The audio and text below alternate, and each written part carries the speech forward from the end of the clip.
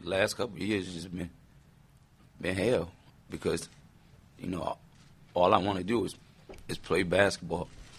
It is another extraordinary news conference by Allen Iverson as he reintroduces himself to Philadelphia with a tearful recognition of his past troubles and regrets. If he was looking to reestablish an emotional bond with his fans here, he probably did that and more. It is Thursday night, and the big story on Action News tonight is Allen Iverson, both back in town and breaking down. Iverson began the news conference with his signature smile, but within a minute or two, Iverson broke into tears. It didn't bother me, because I think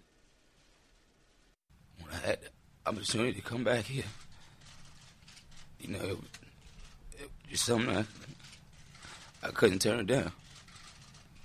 And I'm just happy. We have questions. If I couldn't play basketball at the level that I'm accustomed to, then I wouldn't have made the decision.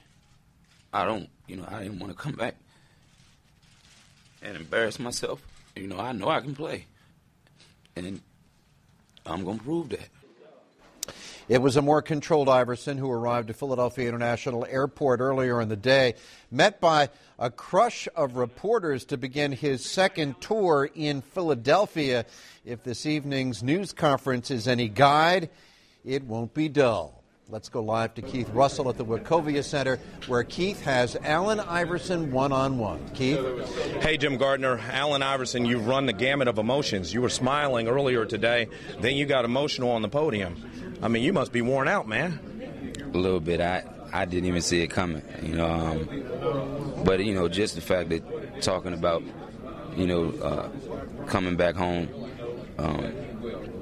just to be back, with my fans, with my true fans, and to rekindle that relationship, I'm just happy, man.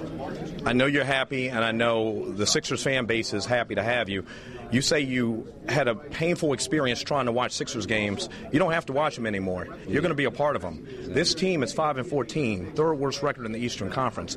Simply put, what can you do to help? What do you expect to do to help this team? I think really my experience, for one, and just that swagger, as far as trying to rub off the way I approach games, just putting in their head that we can win basketball games, and believe in me, and I'm gonna believe in y'all, and we're gonna get it done. I just want to give them the experience on that team that they don't have.